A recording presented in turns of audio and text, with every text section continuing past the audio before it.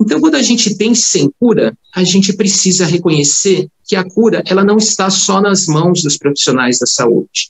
Nós sabemos que dentro de nós existe algo que nós reconhecemos que está impedindo que eu tenha uma qualidade de vida plena, seja em todos os níveis da dimensão humana. E se eu reconheço isso, eu vou em busca desta cura para que eu possa ter uma qualidade de vida melhor. Então, esse reconhecimento de que algo em mim precisa ser transformado já é um grande fator no sentido de eu trabalhar em mim na questão do autocuidado, na questão da busca do conhecimento, seja ele conhecimento físico, conhecimento espiritual, mas de algum conhecimento que me agregue valor. Valor nas minhas palavras, nos meus sentimentos, nas minhas vontades, que agregue valor nos meus relacionamentos, no relacionamento intrapessoal, o meu relacionamento comigo mesmo. Afinal de contas, eu sou a única pessoa que convive comigo durante 24 horas por dia, nesses 63 anos de vida que eu tenho, né? Então, essa busca é um caminho que nós devemos percorrer incansavelmente. Para quê? Para que nós tenhamos, principalmente, saúde e qualidade de vida. Então, quando nós reconhecemos que nós precisamos nos curar, nós reconhecemos em nós que nós temos algo a ser transformado, não é? Reconhecemos em nós uma dor, um vazio, uma inquietação, uma angústia, uma ansiedade, ou mesmo uma dor física.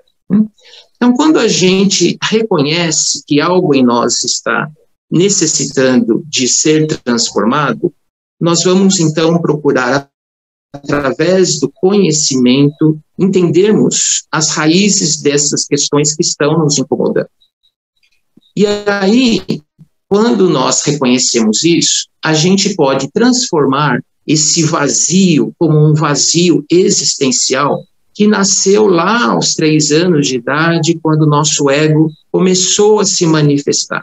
Então, do ponto de vista espiritual, talvez isso não comungue tanto com os conceitos da psicologia, talvez da filosofia, sim, mas esse vazio é algo que nascemos com esse vazio existencial. E é esse vazio como uma força motriz que me move em direção a esse preenchimento, para que eu possa me sentir pleno. Esse vazio, há necessidade de um preenchimento. E esse preenchimento, na medida em que eu vou preenchendo esse vazio, eu vou me sentindo pleno.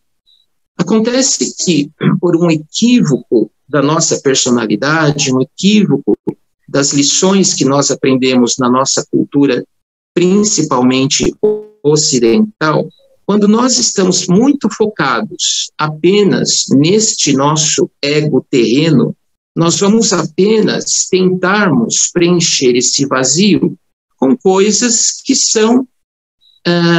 não são eternas, né, que são transitórias, que não são perenes, que são constantemente passíveis de transformação.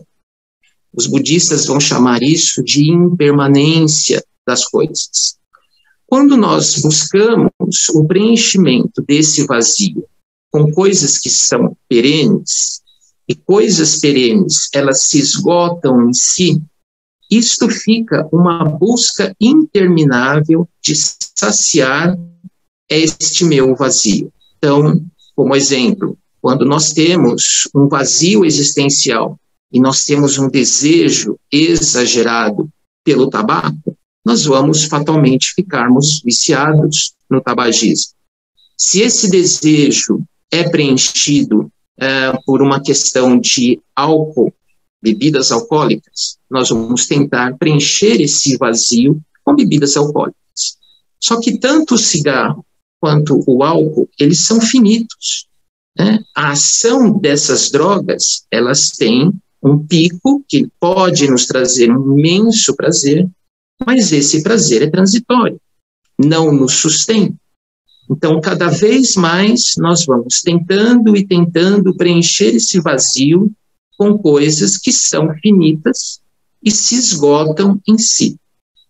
Pode ser o tabaco, pode ser a comida, pode ser o álcool, pode ser o trabalho, por exemplo, que se transforma num vício, pode ser relações humanas que mobilizam as nossas paixões, pode ser o sexo de uma maneira desenfreada, e por muitas e muitas razões, nós, ao longo da nossa vida, nós vamos tentando preencher esse nosso vazio existencial com coisas perecíveis.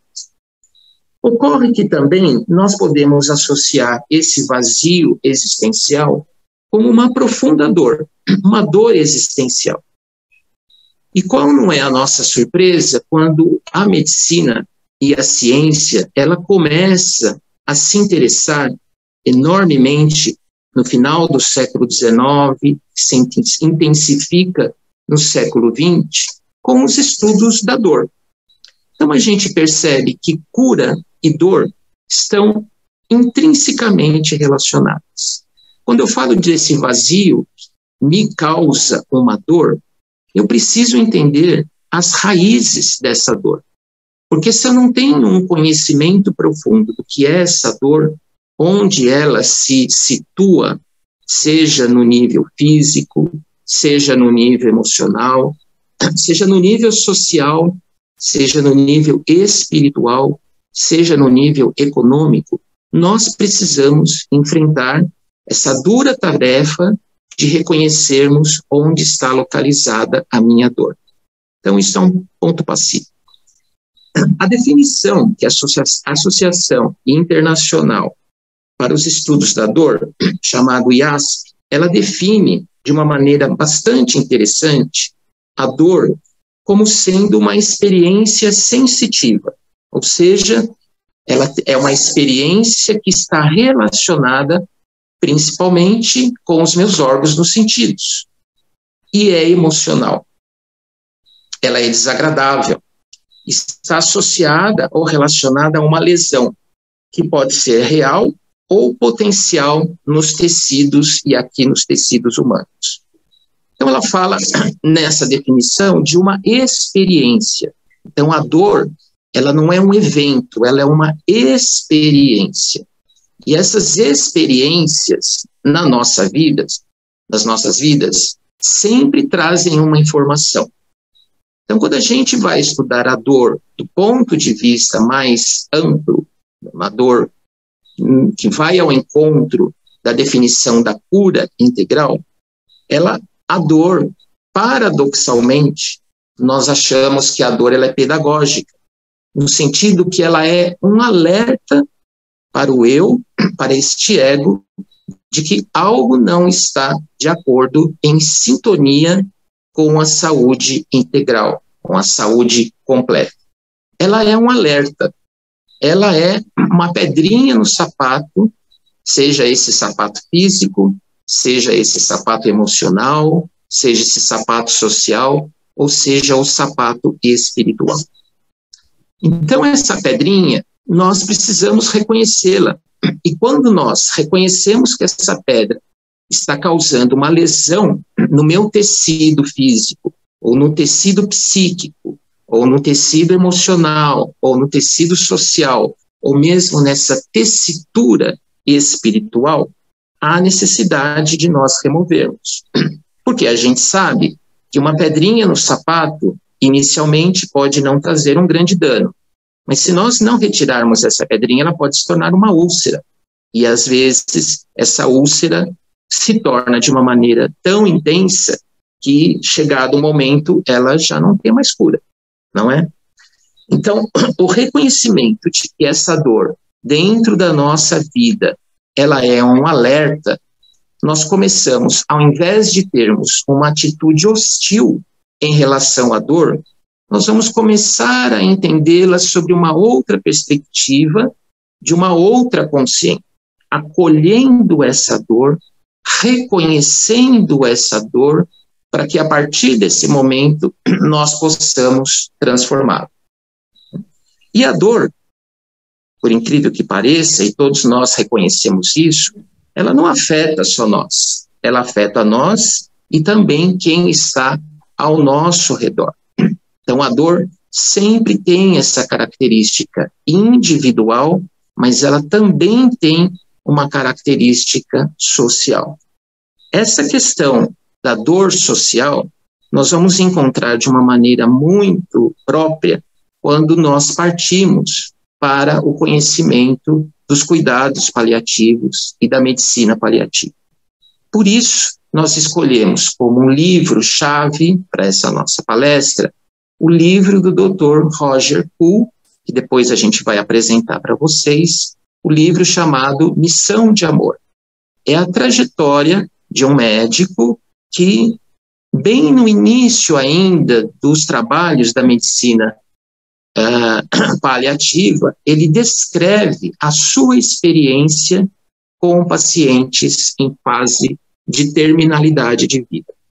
E esse livro é belíssimo. O Dr. Roger Poole esteve aqui no Brasil, eu tive a oportunidade de conhecê-lo, ele conduziu palestras em São Paulo, ele veio também conduzir um seminário aqui em Serra Serena.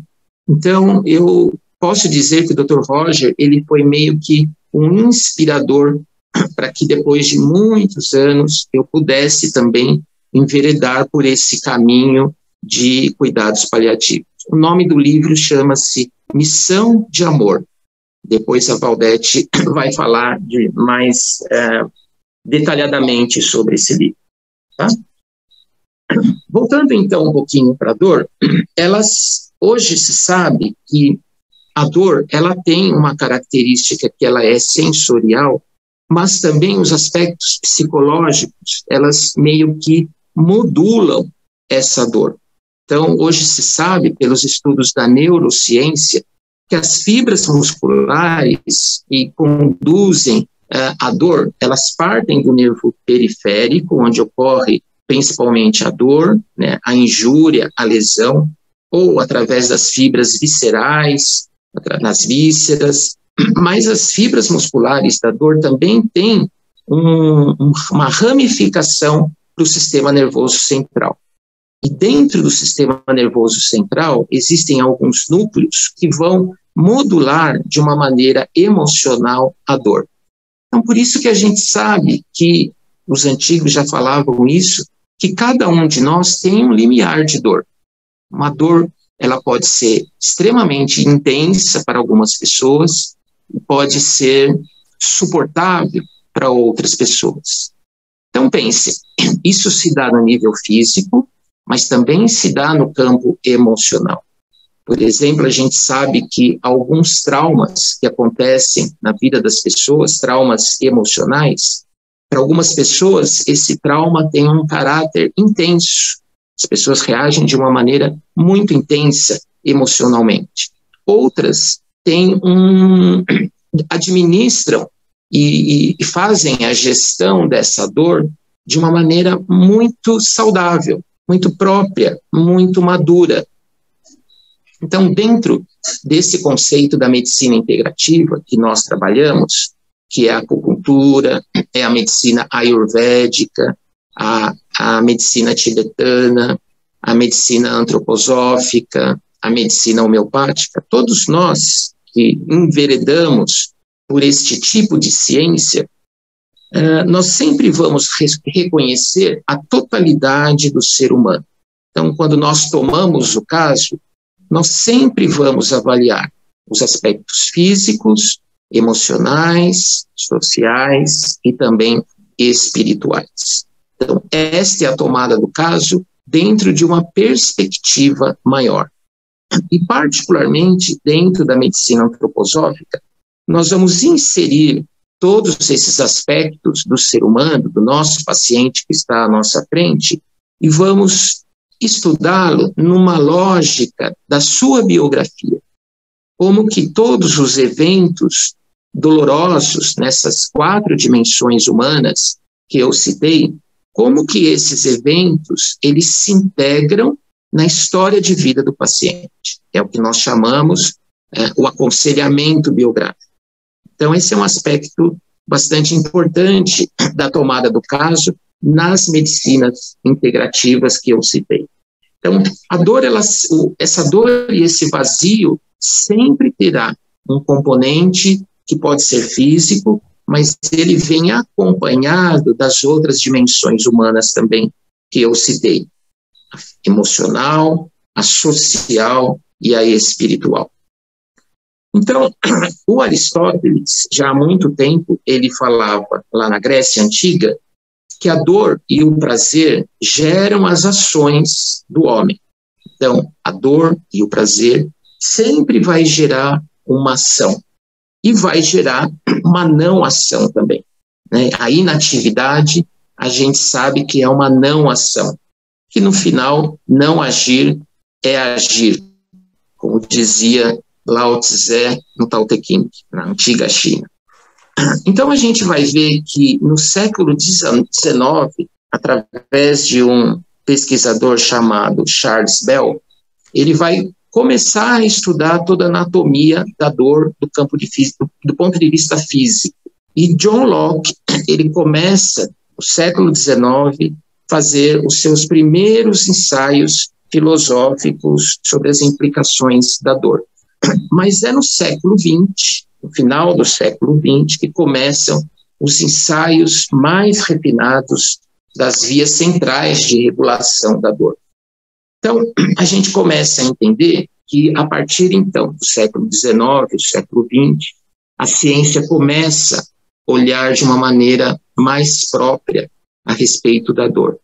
Mas a dor é um tema já muito estudado, tanto para a filosofia, quanto para a psicologia e outras áreas humanas.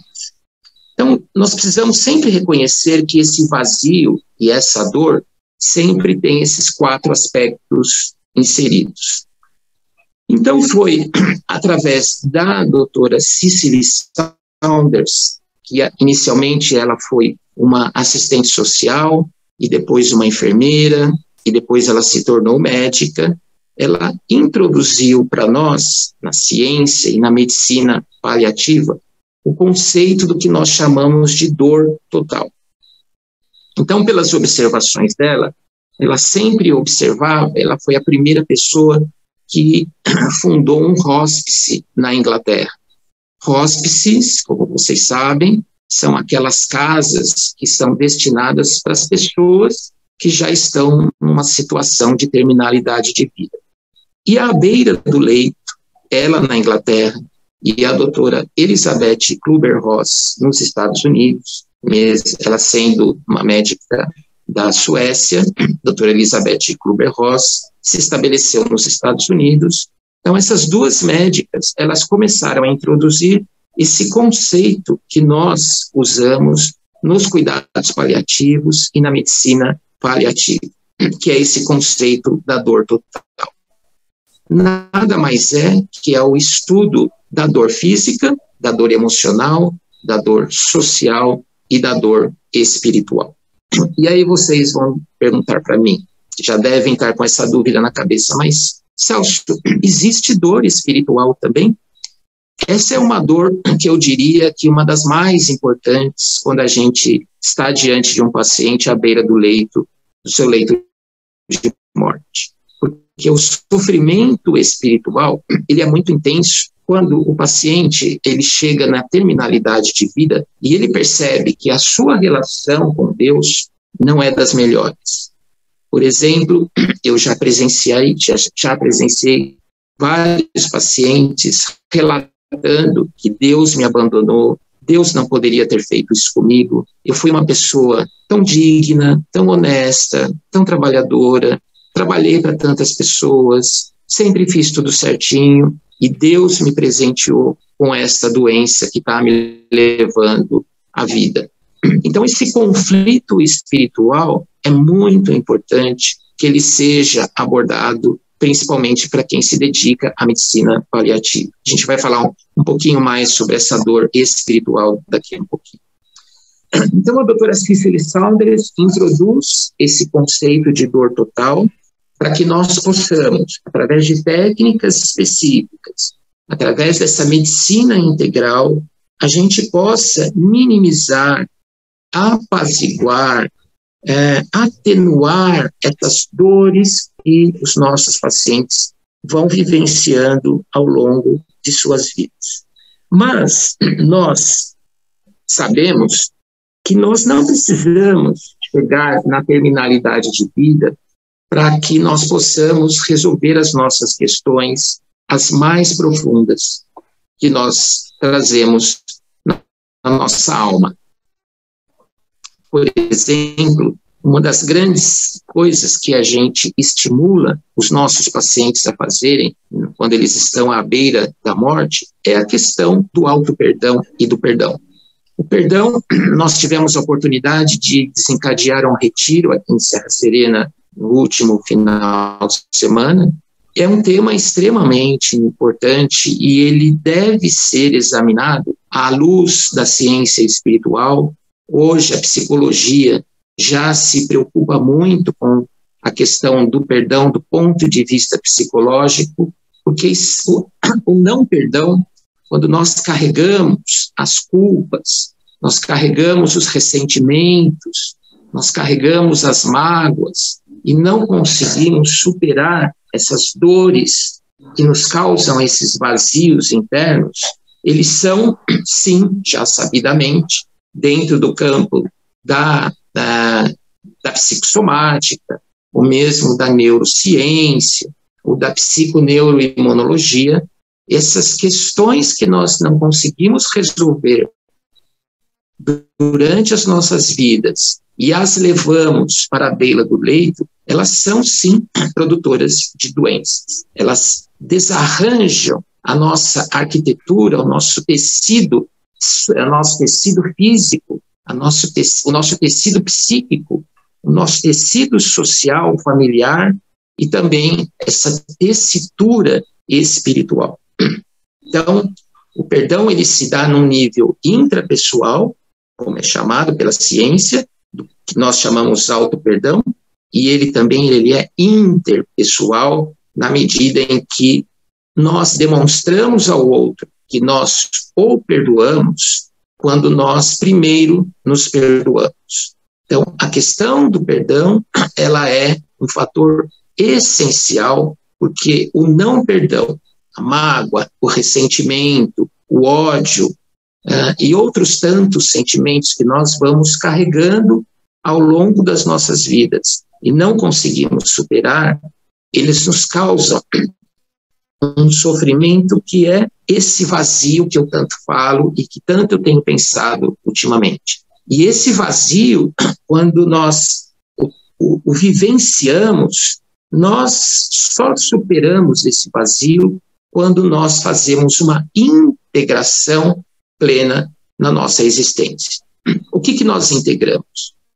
Nós integramos esse ego terreno, que aqui na Brahma Kumaris nós podemos analogamente chamar de consciência de corpo, essa consciência mais terrena, essa consciência mais corpórea, essa consciência superficial, que vai em busca de prazeres que são prazeres perenes, mas que são uma sucessão de prazeres que se esgotam em si e que não trazem uma felicidade permanente, uma felicidade que nós chamamos de uma felicidade suprassensorial, que vai para além dos sentidos.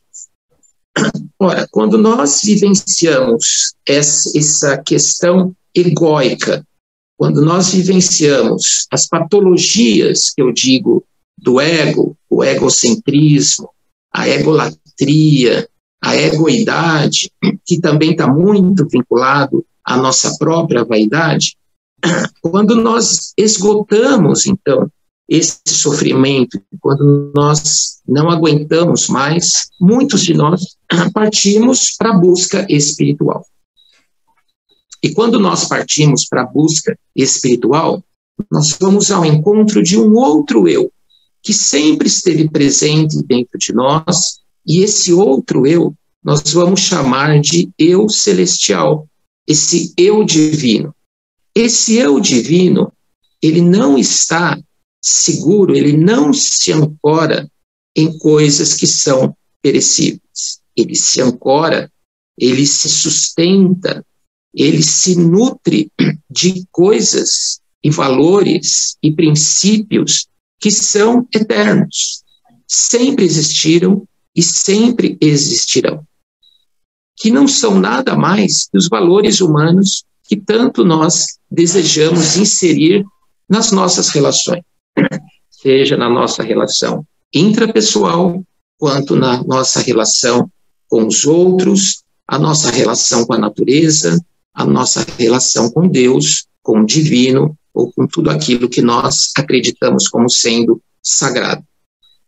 Nós, então, cansados de nos nutrirmos de coisas que são perecíveis, de alimentos que não sustentam a nossa alma, nós buscamos a presença desse eu celestial.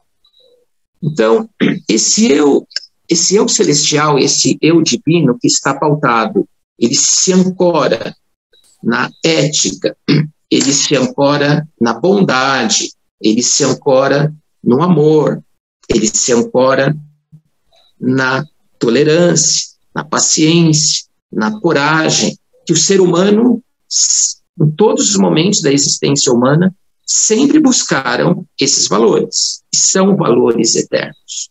Sempre foram, sempre são e sempre serão os valores que nós, da espiritualidade séria, buscamos introjetar na nossa vida.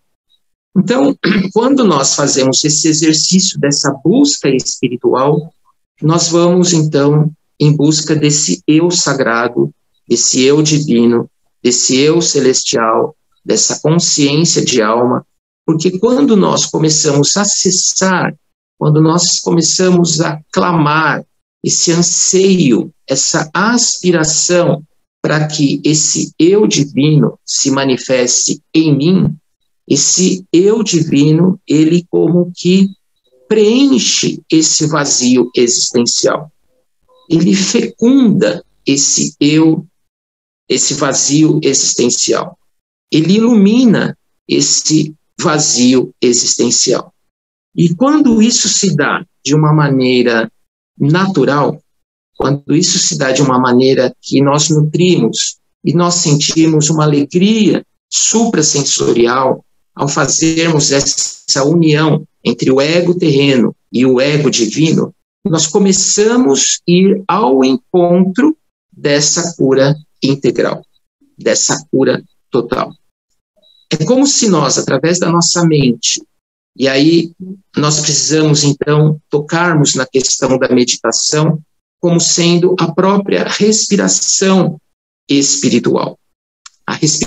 Essa respiração que, analogamente, assim como a respiração física, ela oxigena todas as células do nosso corpo, ela retira o gás carbônico, as impurezas aéreas do nosso corpo e coloca em nós aquilo que é bom, aquilo que nutre a nossa célula, que nutre o metabolismo da nossa célula física, que nos traz saúde. As pessoas que respiram bem, respiram amplamente, respiram ritmicamente. Elas respiram obedecendo os dois movimentos de inspiração e expiração. A Valdete falou isso na meditação, no início, de nós apaziguarmos a nossa respiração. A nossa respiração, quando ela é feita de uma maneira correta, de uma maneira serena, ela coloca a nossa mente em contato íntimo com a nossa vitalidade. E nós, na antroposofia, vamos chamar essa vitalidade do nosso corpo etérico, o corpo da vida. E é a respiração feita de uma maneira, de uma técnica bastante simples. Isso vai fazer com que nós, através da respiração, produzamos saúde. Então, analogamente, como a respiração física faz essa oxigenação do nosso corpo físico, das nossas células físicas, a meditação, nós podemos considerá-la como sendo a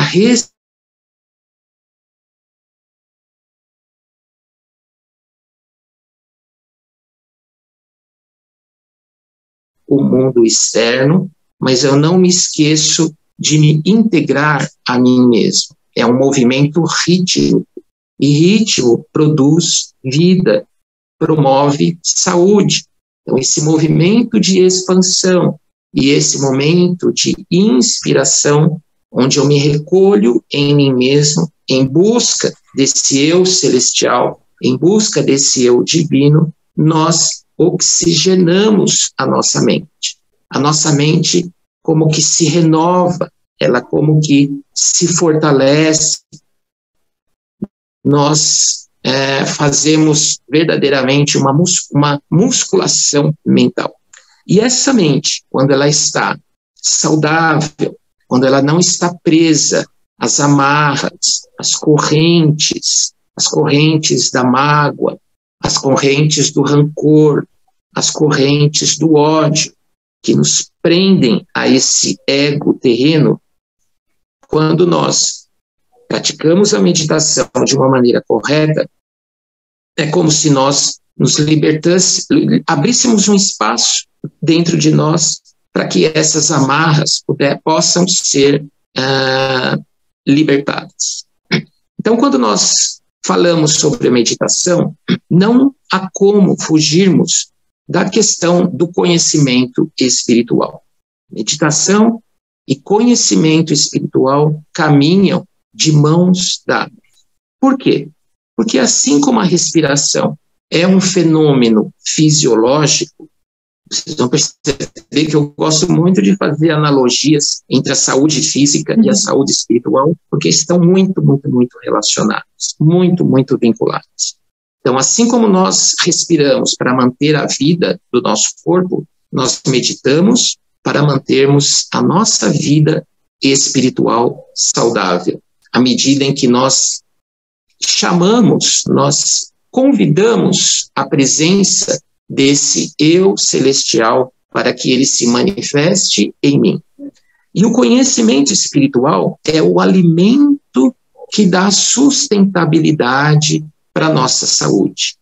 Nenhum de nós não consegue viver saudavelmente se não respirar e se não alimentar. E o conhecimento espiritual, ele passa por uma questão intelectual, em primeiro lugar, onde nós vamos refletir o que está sendo ensinado, mas é fundamental que nós exercitemos este conhecimento espiritual, que nós possamos colocar este intelecto em ação. Como que se faz isso? Experimentando essas virtudes que tanto nós desejamos. Então, o amor, ele não pode ficar só no nível do intelecto. Ele deve ser necessariamente trazido do intelecto para o coração, porque é o coração o nosso órgão que pensa espiritualmente. Então, nós precisamos trazer o amor daqui e se tornar ação. É assim que este conhecimento com a meditação vai fazer com que nós possamos nos transformar de uma pessoa rancorosa para uma pessoa amorosa. Essa transição de uma personalidade mais rancorosa, inquieta, não pacífica, impaciente, na medida em que nós vamos cultivando o exercício dessas ferramentas do conhecimento espiritual e da meditação, é como se nós fizéssemos uma transformação da nossa personalidade, de uma personalidade terrena que se sustenta apenas de coisas transitórias para uma personalidade espiritual que se sustenta de coisas espirituais. Então, esta é a verdadeira, que nós acreditamos, as escolas sérias da espiritualidade, a Brahma Kumaris se enquadra nesse rol de ensinamentos sérios da espiritualidade. É nesse movimento que nós vamos fazendo a verdadeira transformação desse vazio e dessa dor existencial para um preenchimento que nós vamos também chamarmos de plenitude. Esse vazio, à medida em que ele vai sendo, né, preenchido e ele vai se deixando ser tomado por este eu espiritual, esse eu celestial, esse eu divino, é como se nós nos sustentássemos de uma tal maneira, através dessa plenitude, que esta sensação de plenitude, que não dá para medir em laboratório, essa sensação de bem-estar pleno, isso, em outras palavras, é chamada de saúde integral. A saúde onde nós olhamos para as várias dimensões da nossa existência, da nossa vida, e nós observamos que no campo do físico, no campo emocional, psíquico, no campo social e no campo da espiritualidade, nós estamos que como aqui, a partir do centro, olhando para essa periferia, nós vamos dando sustentação espiritual a essas experiências que antes nós considerávamos mundanas. Hoje, ao levarmos luz a essas experiências externas, nós vamos fazendo com que a nossa vida tenha sentido, tenha propósito. Então, nós vamos começar a atingir um nível de plenitude tal em que esse bem-estar, essa saúde plena, não cabe mais em nós. Nós precisamos e temos essa necessidade de doarmos tudo aquilo que nós estamos nos alimentando e nos oxigenando. Nós temos a necessidade, então, de levarmos essa bondade e esse bem não só para o bem do ego, mas o bem comum, o bem da comunidade, o bem da sociedade onde eu estou inserido. Porque nós somos seres físicos, nós somos seres emocionais, nós somos seres que temos afetos e temos sentimentos, então nós somos seres sentimentais, nós somos seres sociais, porque não vivemos sozinhos nos Himalaias, em cavernas, isolados do mundo. Isso já passou, isso não compete mais a nós. Nós vivemos o caminho da família e nós temos este caminho de comunidade, então por isso que nós somos seres sociais e também nós somos seres espirituais, na medida em que nós queremos nos requalificarmos como seres que estão unidos e atrelados a esse eu maior. Então, como que nós podemos, já caminhando aí para a nossa finalização dessa palestra, alguns passos nós precisamos reconhecer. Quando nós temos esse vazio, quando nós temos essa dor existencial, o primeiro caminho que nós temos que reconhecer, esgotados já, cansados já de tantos desejos preenchidos de uma maneira perene, finita e transitória, nós temos que reconhecer essa dor. É fundamental e faz parte do processo curativo que nós possamos reconhecer essa dor. Esse foi um movimento de observação que a doutora Elizabeth Kübler-Ross observou nos seus pacientes quando eles recebiam um diagnóstico de uma doença terminal. A primeira reação em muitos deles é a negação. E a gente pode trazer isso para a nossa vida, que quando um evento muito sério acontece nas nossas vidas, uma das frases mais comuns que nós dizemos é o seguinte: isso não está acontecendo comigo. Isso é a expressão da própria negação. E a negação é a primeira etapa fundamental que nós possamos reconhecer que nós estamos passando por aquela dificuldade.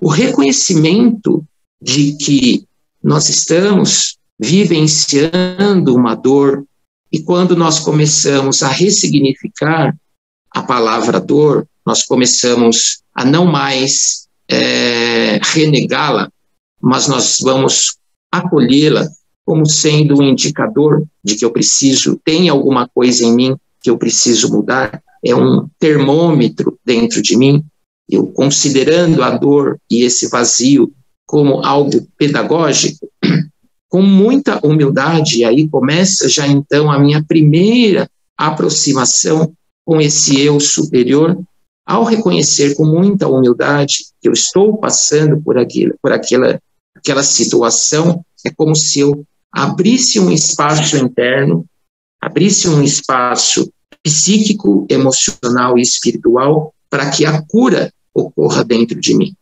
Então, o primeiro passo que eu diria para a cura total, para a cura integral, é o reconhecimento de que eu não estou bem. É o reconhecimento de que minha dor está afetando a minha qualidade de vida. A dor existe e eu aceito essa dor como um indicador. Fico parado diante disso? Não. Esse movimento é um movimento que me mobiliza e que não me paralisa. Porque se eu ficar paralisado, a chance da dor vir do externo em minha direção é muito pequena. Eu preciso dar o primeiro passo em busca desta cura. Então, o segundo passo que eu reconheço, que provavelmente, quando eu vou fazer análise da minha biografia, o segundo passo, eu reconheço que a causa dessa dor é uma ignorância. Não ignorância no sentido de pejorativo que nós comumente conhecemos a ignorância. Não é nesse sentido.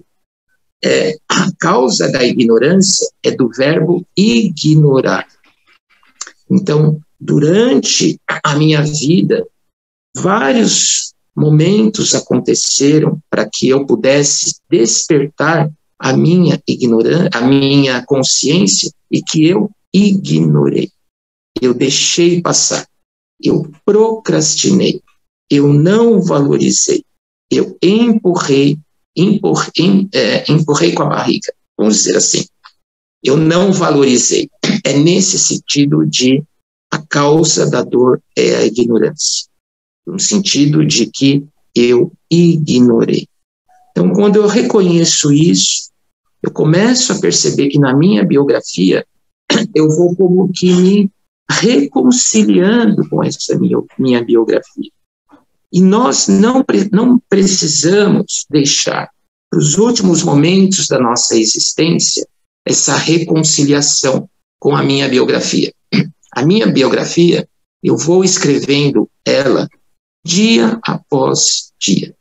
Então, a todo momento, eu, o autor desse livro que eu estou escrevendo, eu tenho a possibilidade de, se o começo desse livro, os primeiros capítulos, não foi tão bom, e eu estou no percurso dessa biografia, eu tenho a possibilidade do capítulo final da minha vida ser um capítulo extremamente bonito, feliz e importante para mim, onde eu olho para a minha biografia e eu me realizo com ela. Então, o sentido da autorrealização tem várias maneiras de nós sentirmos esta autorrealização. Uma delas é quando eu percebo que a minha personalidade mais corpórea, mais mundana, ela está se transformando. Isso traz um grau de felicidade e uma alegria suprassensorial enormes. A segunda autorrealização é quando eu olho para a minha biografia e eu estou em paz comigo mesmo e com a minha história de vida. Então, volto a dizer, eu não preciso deixar para fazer esse trabalho de reconciliação com a minha história de vida no final. Eu posso fazer isso todos os dias. Como?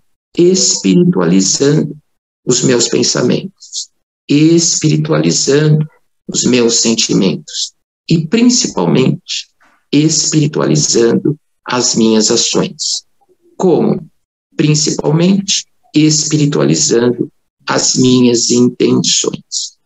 Quando as minhas intenções elas estão pautadas em princípios como a ética, a fraternidade, o bem comum, bem comum sendo o bem para mim é o bem de todos, ética, fraternidade, comunhão, bondade, bem comum, quando as minhas intenções começam a ser permeadas por essa luz desta comunhão do eu celestial com o eu terreno, eu posso dizer que eu estou já sustentado pela saúde integral e eu conquistei finalmente a cura integral.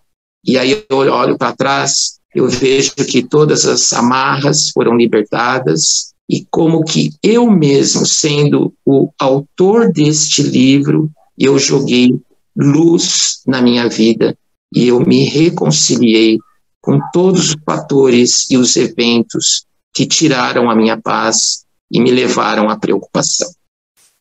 Então, o caminho desta cura, ele é complexo, ele não é fácil, não nos é dado, infelizmente, né? Não nos é dado como presente, sempre é uma busca, sempre é um exercício, mas nós precisamos pensar que pode ser uma utopia?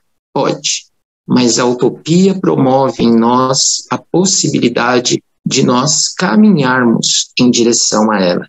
E caminhar é movimento, e movimento é saúde.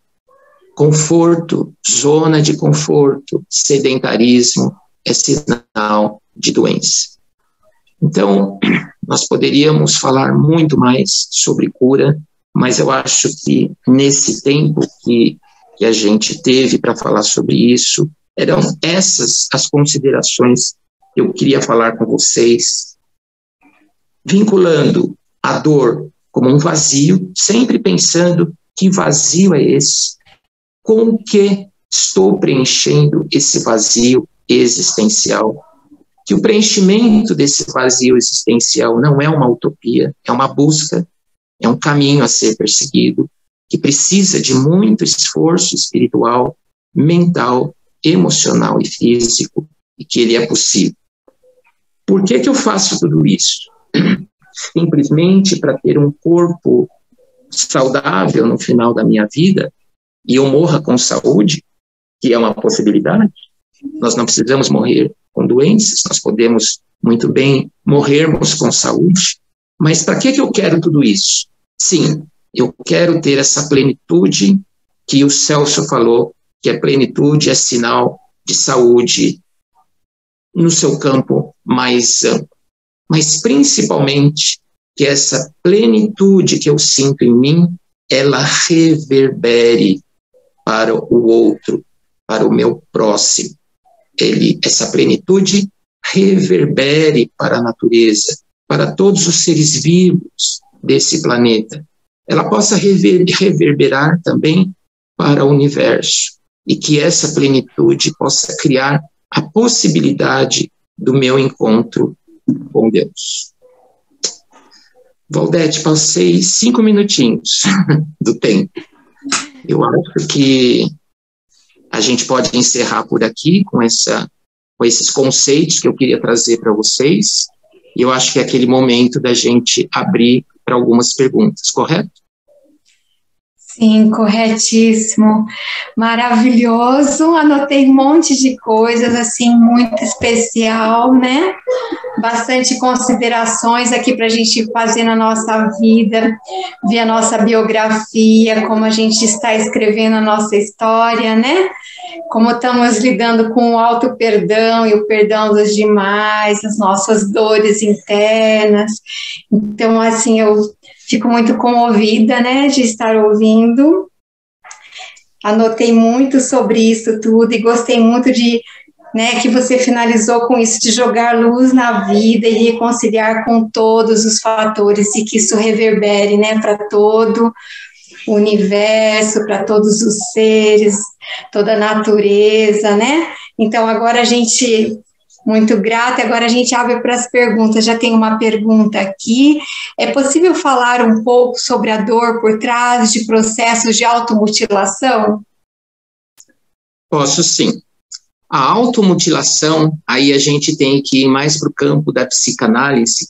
A automutilação é o processo mais nocivo de agressão contra nós mesmos, né?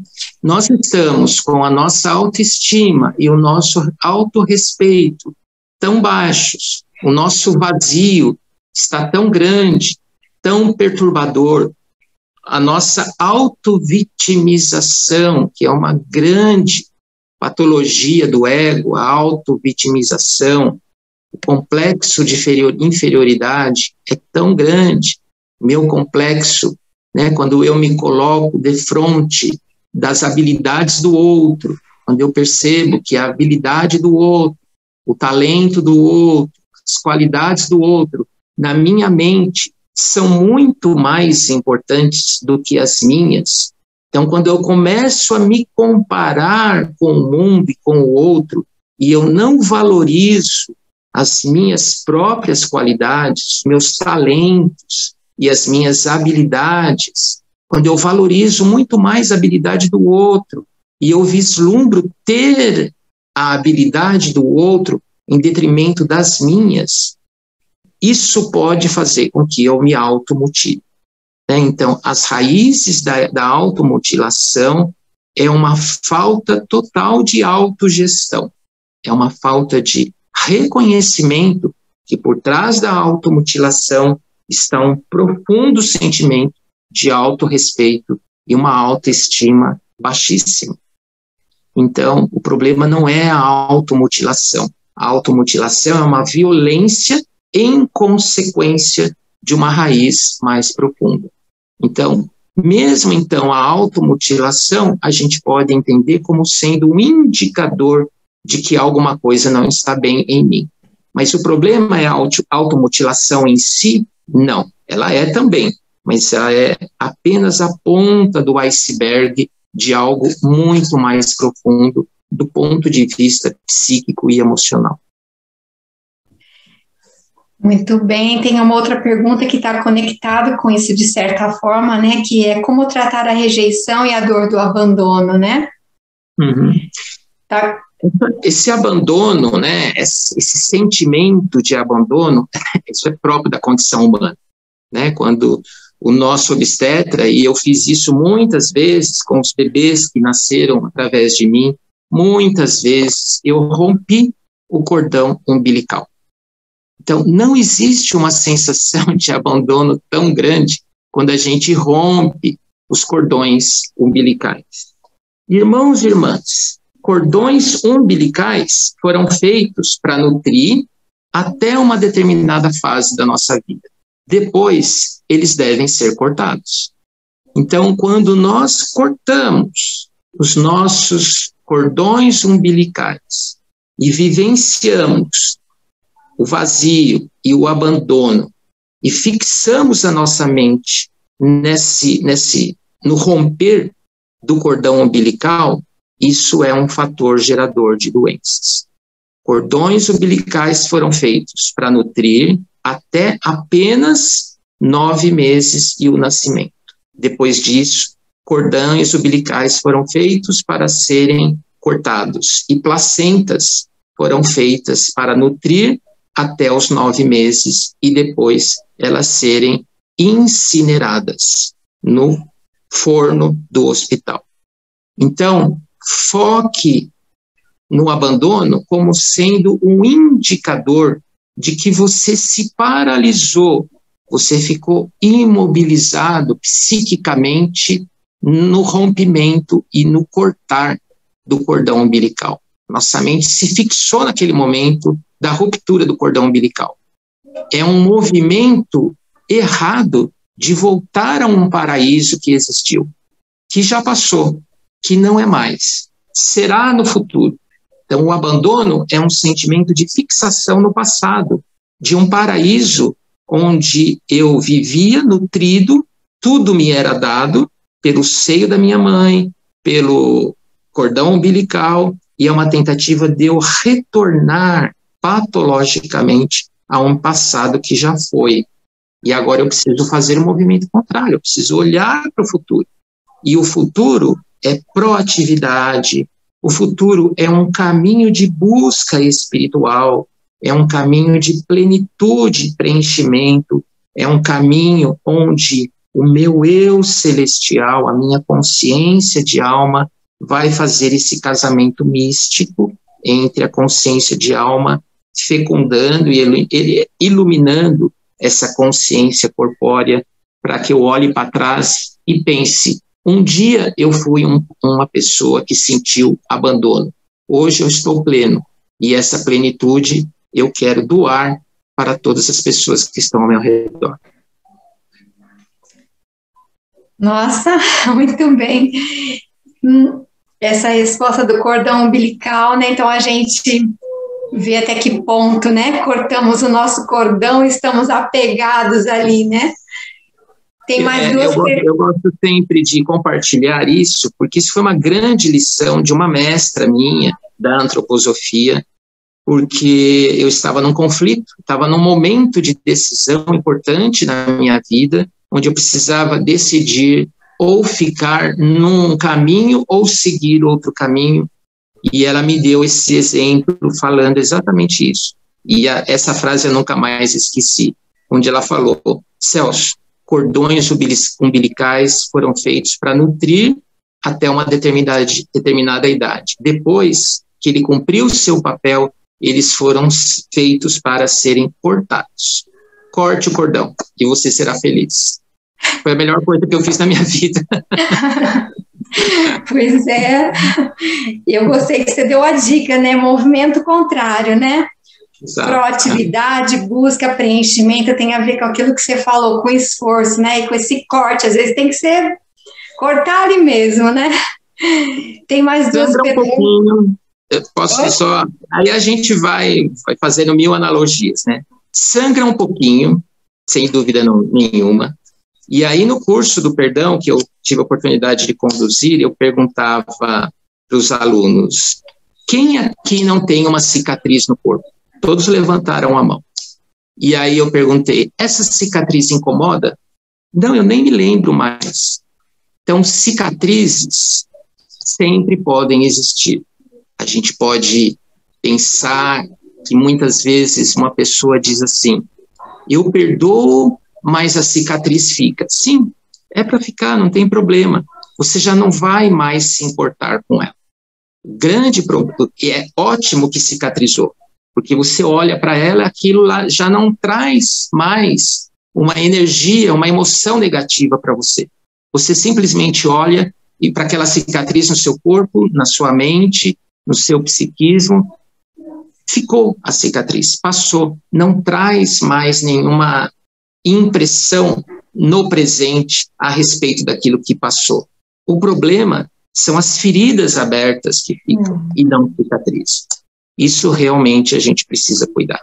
Mágoas, ressentimentos, não perdão, são feridas abertas no nosso passado e a gente tem que olhar para esse passado e, às vezes, reescrever alguns capítulos. Não tem problema.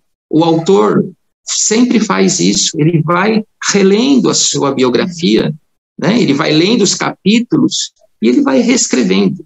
Você pode não reescrever o fato, mas o significado daquele fato você pode reescrever. Está nas suas mãos. Você falando assim me lembra de um diário, né, que é bom a gente trazer com a gente, né, para reescrever o nosso dia ali nele, né? Exatamente. Um grande exercício.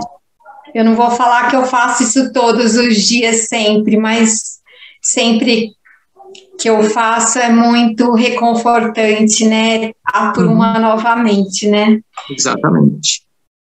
Tem duas perguntas ainda, nosso tempo está encerrando, que uma que foi a pessoa perguntou quais são mesmo os tipos de vazios, dores existenciais e por que ter medo. Aí não sei se dá para falar brevemente, para depois a gente encerrar com a meditação. Então, assim, os vazios, não tem problema, eles existem, né?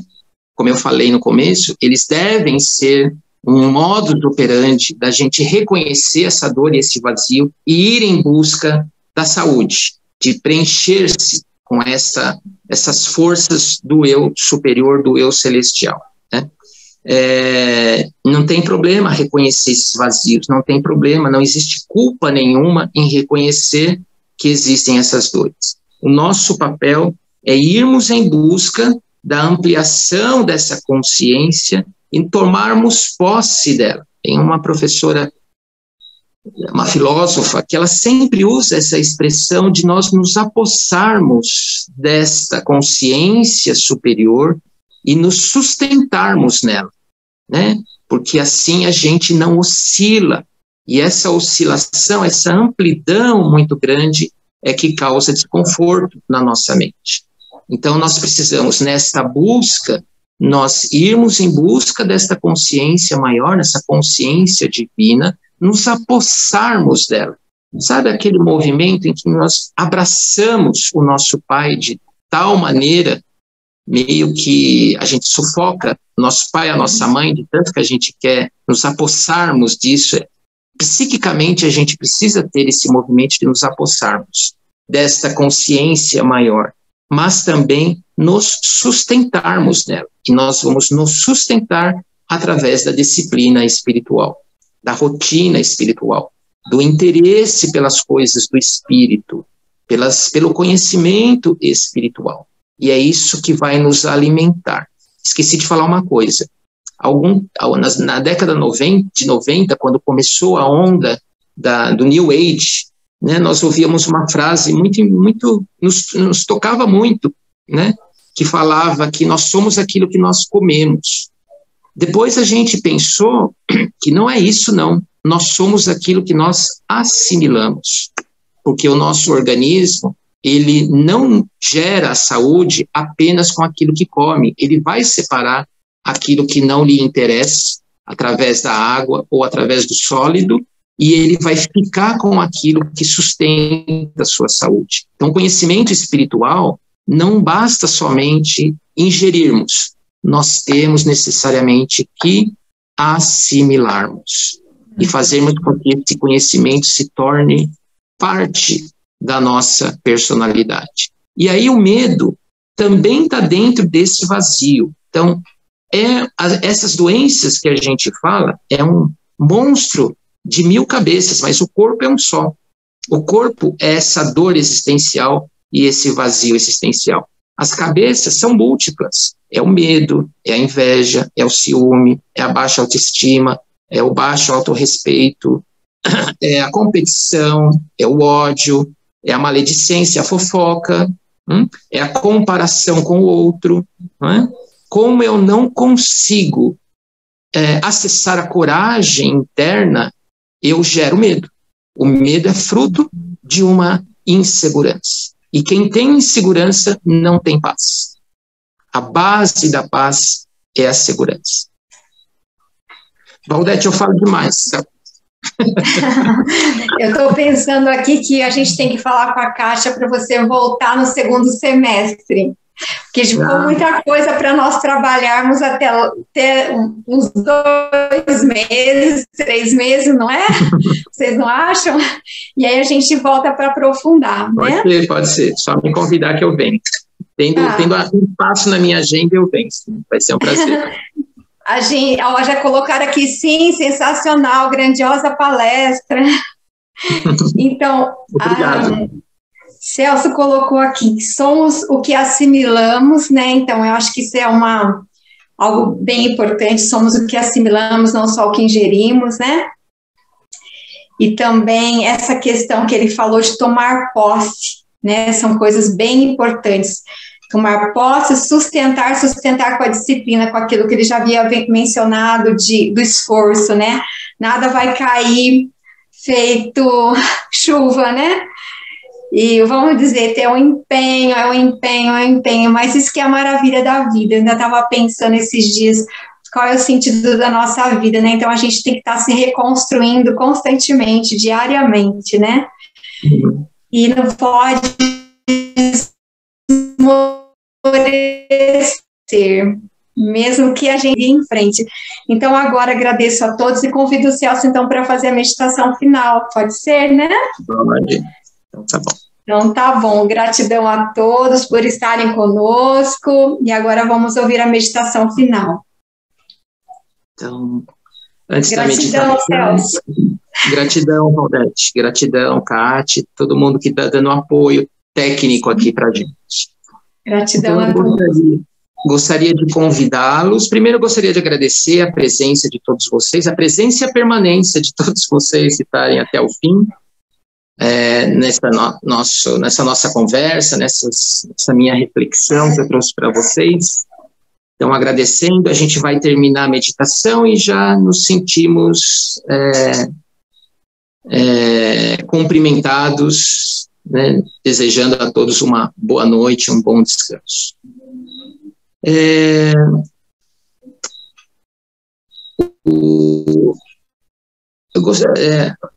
Acho que a Kátia está pedindo para eu falar um pouquinho do livro, mas acho que, Kátia, eu citei o Dr. Roger Kuhl, citei durante a palestra a respeito do livro, ele está disponível na editora, ele é uma continuidade, um aprofundamento disso tudo que eu comentei. Muitas coisas que eu falei foram tiradas do livro, então vocês podem acessar, não sei se a Kátia pode colocar o link da editora, para a gente poder ver isso, a missão de amor, Dr. Roger, e talvez o link de como vocês poderiam adquirir esse livro.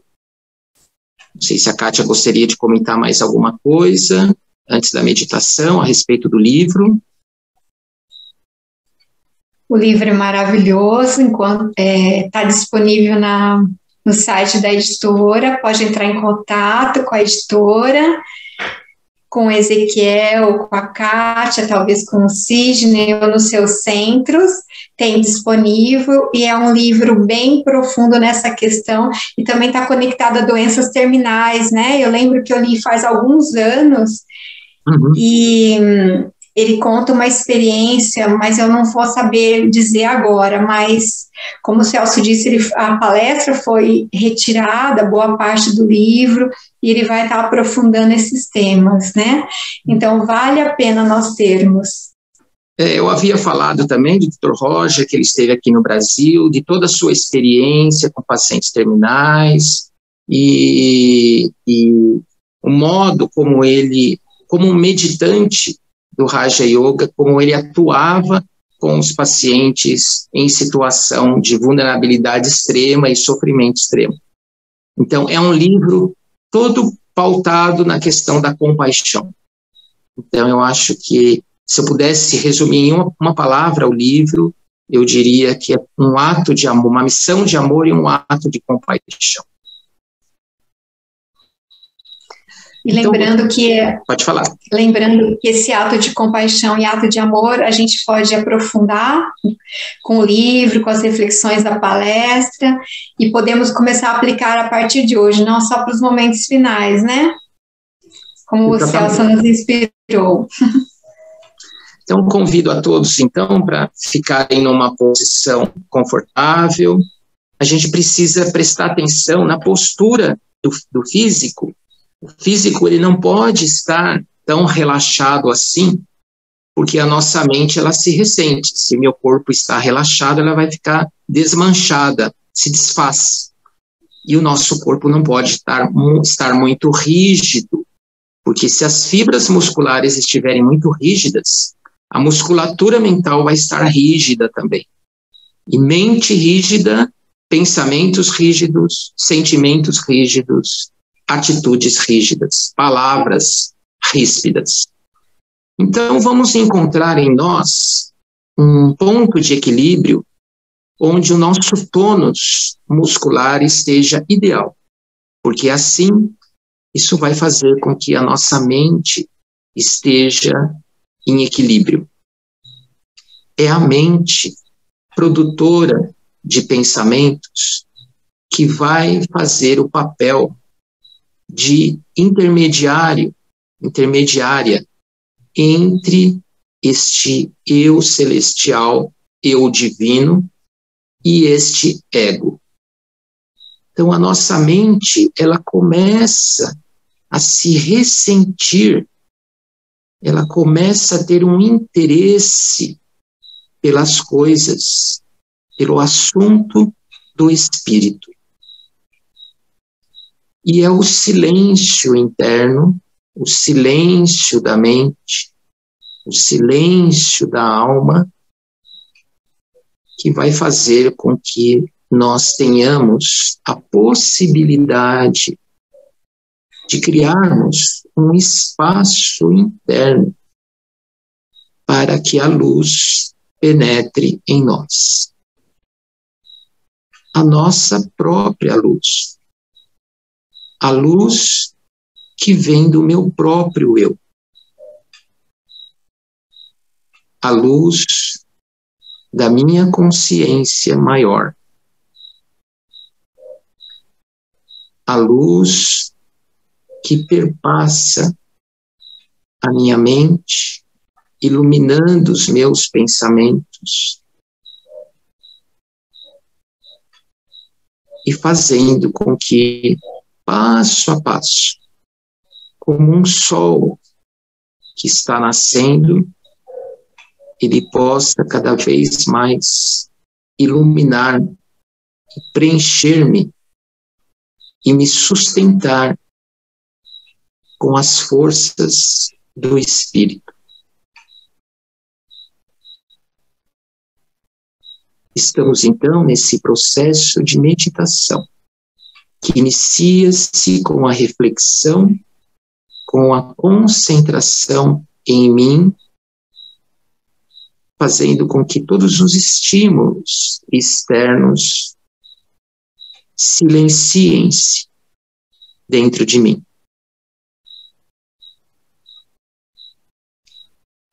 É como se esse espaço interno, esse vazio, fosse cada vez mais sendo iluminado pela minha consciência central. O centro.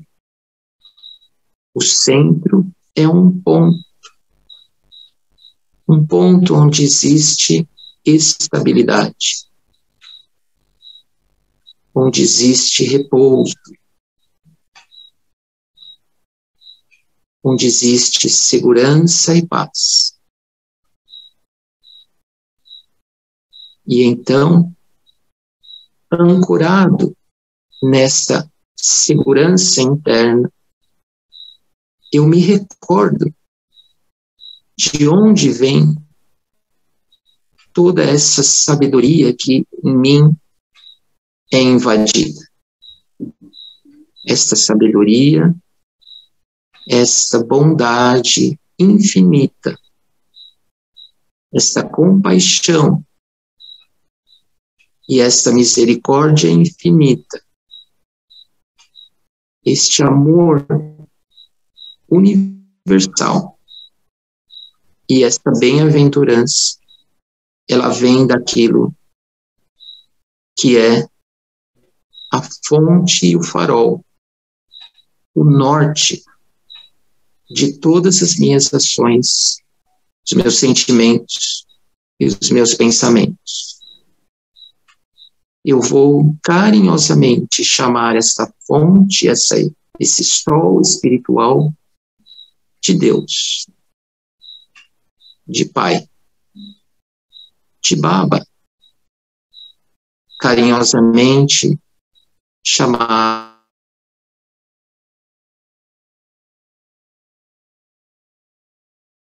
Mãe espiritual, o meu professor supremo, e o meu mestre maior. A ele eu rendo todos os meus pensamentos, todos os meus sentimentos, todas as minhas intenções e as minhas ações. Para mim, para o meu eu e para todos os seres viventes deste planeta. Aqueles que têm contato comigo, mas também para todos aqueles que vivem como eu neste planeta. Om Shanti. Shanti.